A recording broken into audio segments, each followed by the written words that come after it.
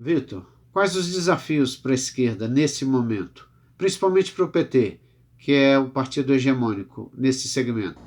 Bem, Ricardo, primeiro parabenizar você e os demais companheiros e companheiras que estão aí, né, nesse projeto da TV Travessia, um projeto muito importante, né, que a gente tenha uma mídia de esquerda, que a gente fortaleça, né, nossos companheiros e companheiras que têm essa coragem de estar aí fazendo esse enfrentamento também nas redes.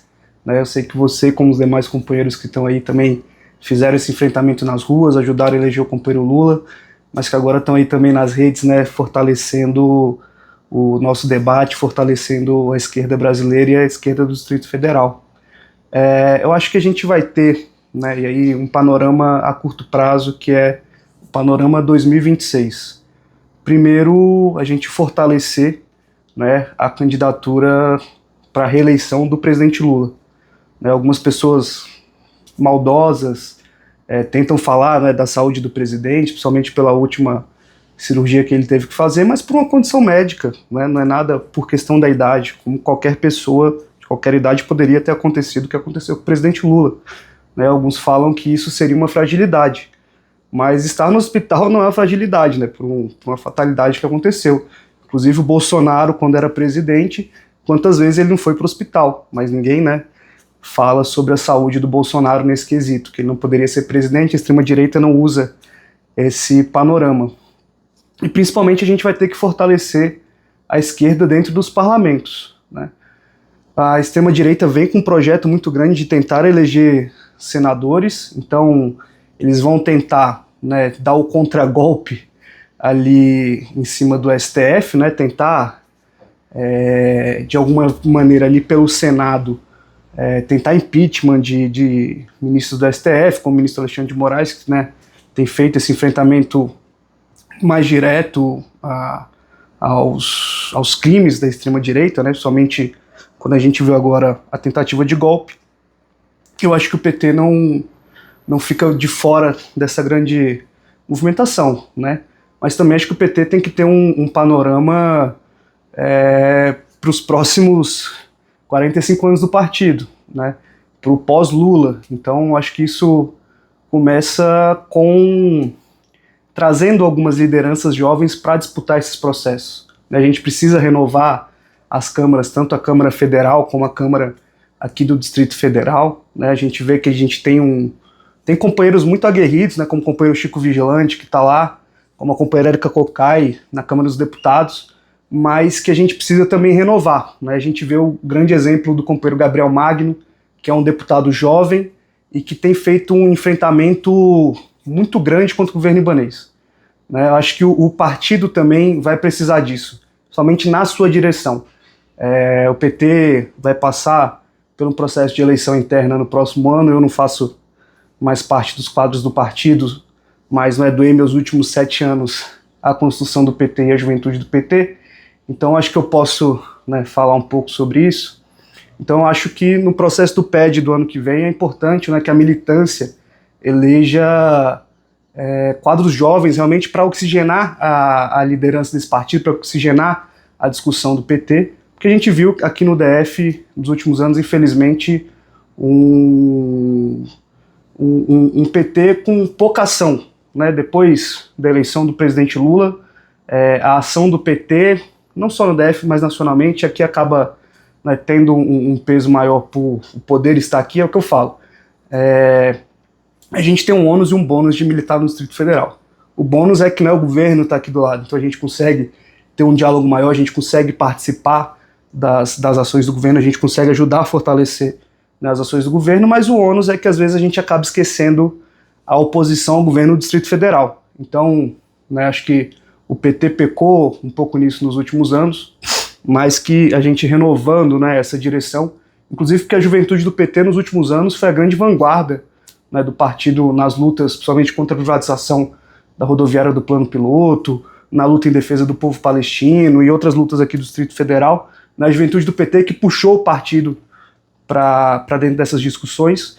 Então eu tenho grande clareza de que é a juventude que realmente vai mudar esse partido e que vai oxigenar para que a gente chegue em 2026 com um partido aguerrido, combativo e que possa fazer as lutas de transformação do Brasil, que é o mais importante, né?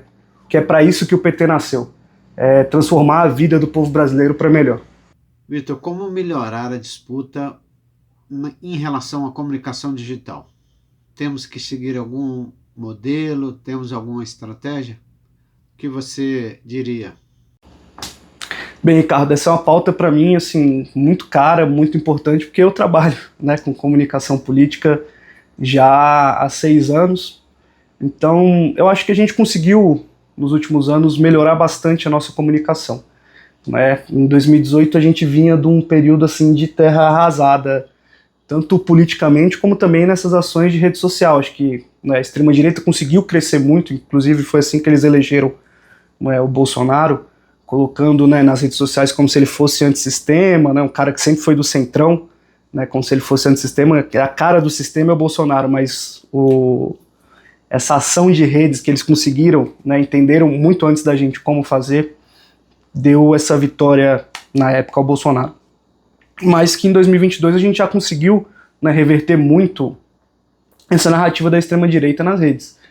Mas que agora, né, com o governo eleito, já indo para o segundo ano do presidente Lula, né, à frente da presidência, o segundo ano completo, então a gente precisa analisar algumas coisas. Tem coisas que a gente não pode botar na conta da comunicação do governo. Por mais que eu não acho que seja uma grande comunicação, uma boa comunicação, a comunicação do governo. Mas o que a gente tem que começar a trabalhar é do micro para o macro. Né? Então a gente não pode esperar que a comunicação do governo faça tudo se aqui a militância da base não ajuda. Né? Por isso, parabenizo mais uma vez esse projeto aqui de vocês, porque isso ajuda a trazer a comunicação de base. Né? O governo ele tem o papel de dar as informações para a militância. Mas a gente, né, somente enquanto militantes organizados, né, militantes que têm uma consciência política, a gente tem que, principalmente, ter a coragem de estar nas redes. Né, colocar a nossa cara nas redes, usar aquele tempinho durante o dia para, né, ajudar a dar mais visibilidade, né, aos projetos do governo. Tem sido um governo muito bom. Né? O governo do presidente Lula não é um governo ruim, é um governo muito bom, com muitas conquistas já, com muitas retomadas, mas que a gente não está conseguindo, né, comunicar isso para a população.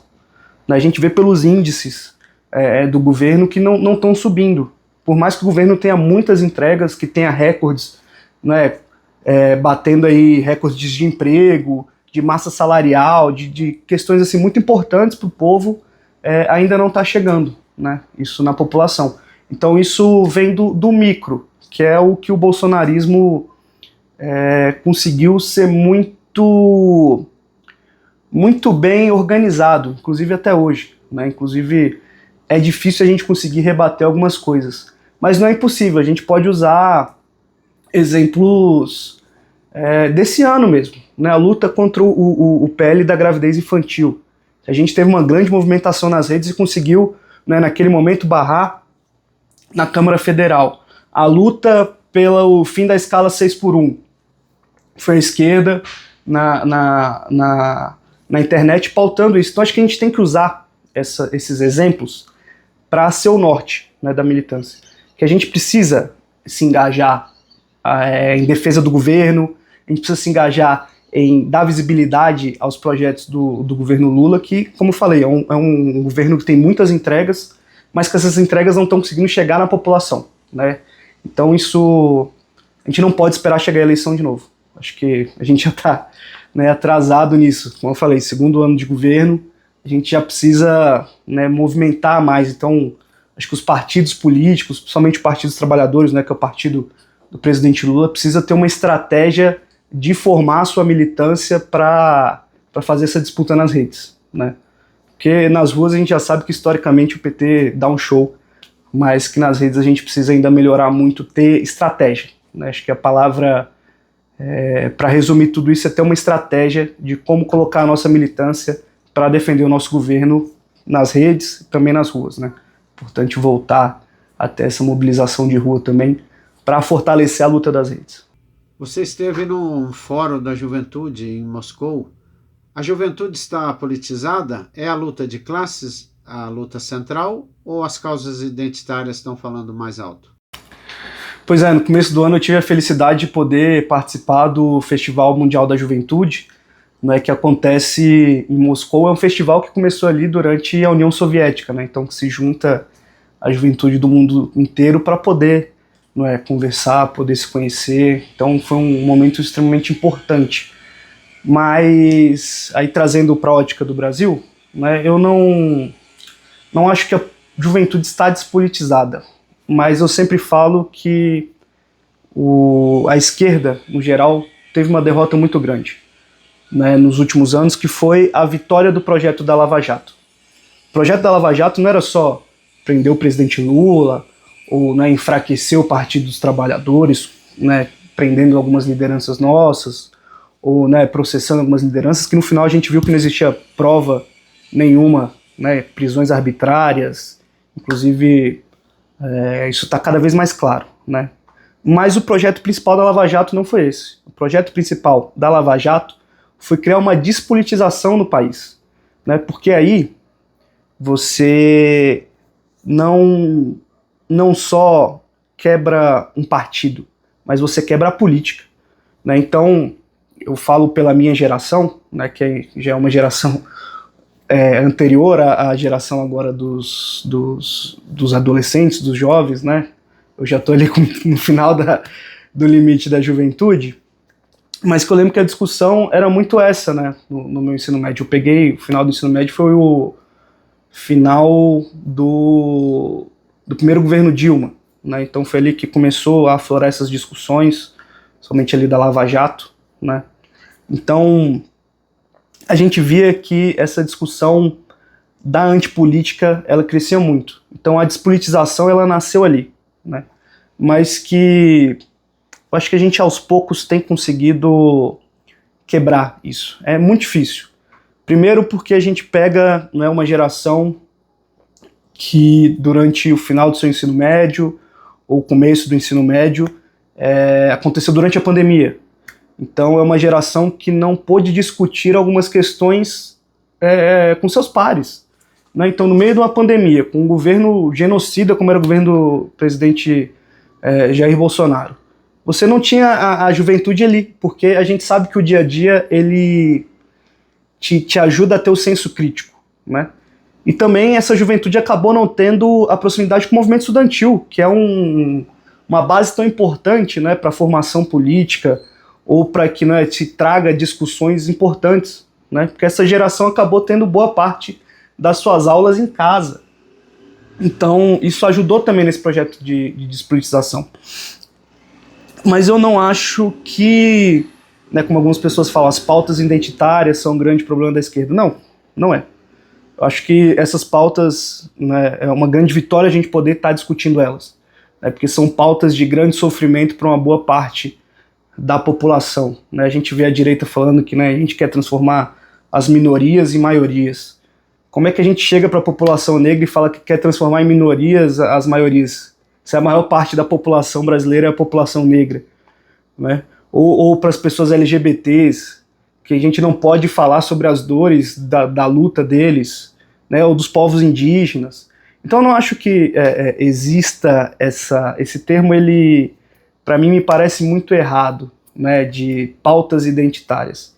Mas o que eu acho, e aí que a esquerda precisa voltar, é a trazer a luta de classe. Acho que isso é o primordial, porque todas as lutas se encontram dentro da luta de classe, né? A gente pode ter aí como grande exemplo o Partido dos Pantera Negra nos Estados Unidos, que era um partido, né, com bases marxistas, que fazia uma luta contra o racismo, né, num partido tão, num país tão racista como os Estados Unidos naquele momento, né, ainda mas naquele momento tinha uma segregação racial muito grande, mas que o principal instrumento de luta da população negra nos Estados Unidos era um partido de bases marxistas.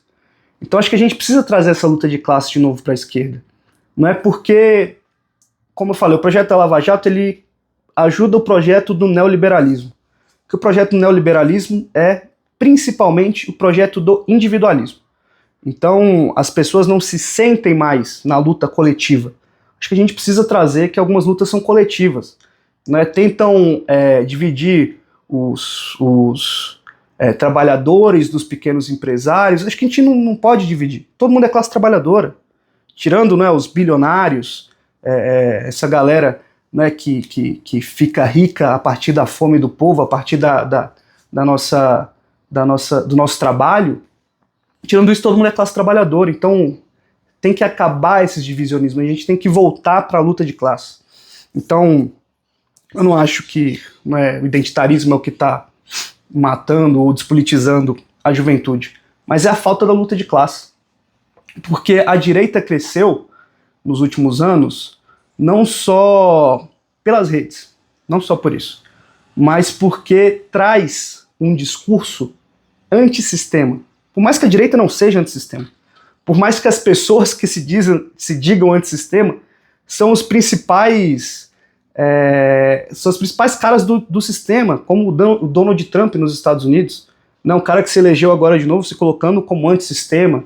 Mas o que tem mais cara de sistema do que um bilionário estadunidense, entende? Ou como os bilionários do agro, né, que tanto apoiaram Bolsonaro. Então, a direita cresceu se colocando como antissistema, que sempre foi uma luta da esquerda. A esquerda sempre foi antissistema, a esquerda sempre, né, trouxe lutas importantes, trouxe essa luta contra o sistema capitalista. Mas não, a direita faz uma luta contra a democracia. No final é isso. Não é contra o sistema, é contra a democracia, é contra o sistema democrático. Então a esquerda precisa voltar a ter esse espaço, porque aí sim a gente vai voltar a crescer. A gente sempre cresceu com isso, na luta de classes, mas que isso não quer dizer abandonar as lutas tão importantes que a gente tem hoje, né? Que eu acho que erroneamente algumas pessoas chamam, né, de pautas identitárias, mas são pautas realmente muito caras para uma parte importante da nossa população, que muito sofreu, e que bom que hoje a gente pode fazer essas discussões, né? Mas que realmente a gente precisa unir todas as lutas, que é nessa luta tão grande, centenária, que é a luta de classe, né? Como trabalhar a renovação dos quadros, principalmente no PT, que não está na velocidade desejada? Você tem alguma leitura sobre esse assunto? A juventude, ela tem um papel fundamental na política, né? Não é à toa que, né, o Partido dos Trabalhadores, hoje os grandes quadros que a gente tem, né, Lula, o companheiro Zé Disseu, o companheiro Genuíno, né, grandes fundadores aí do partido, eram jovens, né, quando ajudaram a fundar esse partido. Muitos não jovens ali, né, até os 29 anos, mas até os 30 anos ainda, né? Então uma parte da juventude foi uma grande força do Partido dos Trabalhadores, e foi a grande força também nas nossas eleições, né? Tanto nas primeiras eleições, em 89, com Lula, que tinha uma grande juventude ali apoiando ele, como agora na última eleição também.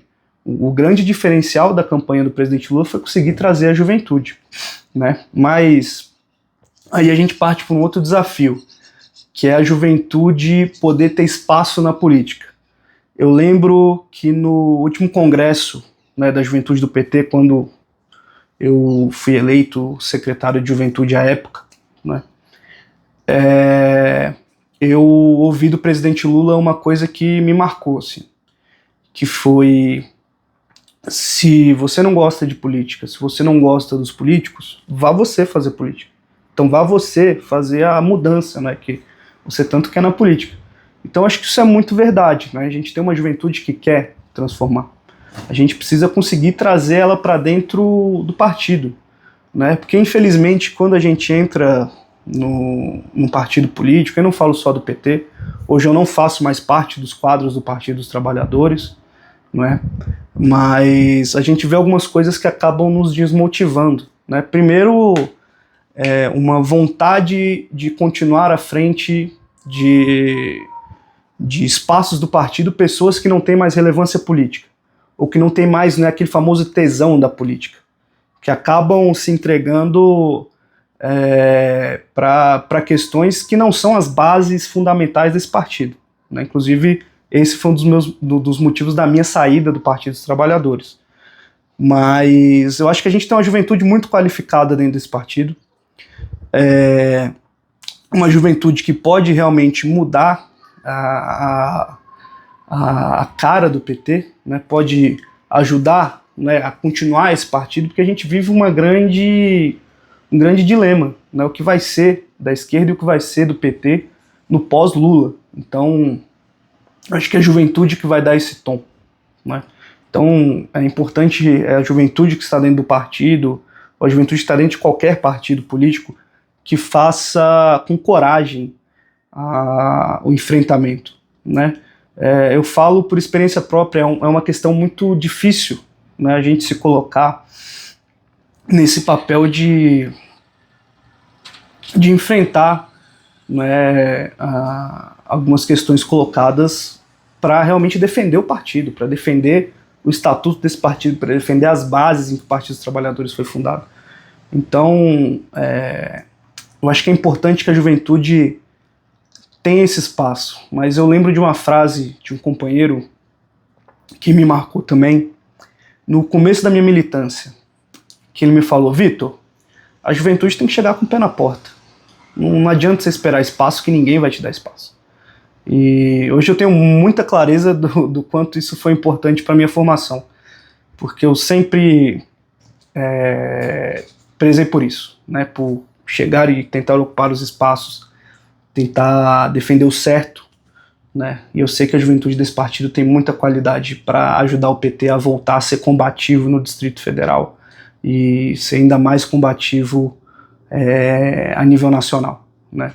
Eu acho que a esperança da gente voltar a ter um governo do PT aqui, a esperança da gente conseguir ampliar os nossos quadros na Câmara Legislativa do Distrito Federal é pela juventude. Acho que a juventude, né, como eu falei um pouco antes, foi a grande força de mobilizar para algumas lutas no último ano, né, dos últimos 2 anos aqui no Distrito Federal. Né, porque a gente viu um partido muito inerte nas lutas, né. Então foi a juventude que esteve à frente da luta contra a privatização da rodoviária, junto com os diretórios do PT Brasília, PT Cruzeiro e dos demais diretórios, mas não se via uma grande mobilização do PTDF, né? Então a juventude trazia isso, a juventude acabou trazendo o partido para essa luta e para outras lutas de oposição ao governo libanês. Então acho que isso deixa ainda mais claro a necessidade da juventude estar à frente desses espaços do partido. Mas que eles não vêm de forma fácil. A gente infelizmente ainda tem companheiros que não entendem que o seu tempo acabou, né? Mas ao mesmo tempo a gente não pode negar a importância deles, né? A gente tem companheiros tão importantes como a companheira Érica, que é uma deputada extremamente combativa, acho que uma das melhores deputadas do Congresso Nacional, a companheira Érica Cocai. A gente tem o companheiro Chico, um companheiro tão experiente, né? Mas ao mesmo tempo também a gente tem o companheiro Gabriel Magno, que é um jovem que está lá fazendo um enfrentamento tão importante contra o governo libanês no parlamento. Acho que é entender que tem que ter uma junção dessa juventude tão combativa com os mais velhos e entender no momento também de sair. Acho que a companheira Arlete Sampaio foi muito assertiva no movimento dela e eu sempre a parabenizo quando posso, de ajudar a eleger o companheiro Gabriel Magno, porque ela entendeu que o momento dela na política já tinha passado e ajudou a eleger um dos deputados mais combativos da Câmara Legislativa do Distrito Federal. Então, acho que outros quadros do partido precisam entender isso. Outros quadros do partido precisam entender que não cabe mais a eles estar nesse espaço, que eles não têm mais nada a contribuir para o PT ou para a luta, né? Que não era o caso da companheira Arlete. No caso, acho que a Arlete ainda poderia contribuir muito mais, mas, né, preferiu fazer esse movimento tão grandioso, mas que infelizmente a gente já vê quadros que não tem mais nada a contribuir com o PT, que não tem mais até paciência de estar à frente dos espaços em que eles estão, né, e que não fazem o mesmo movimento, né.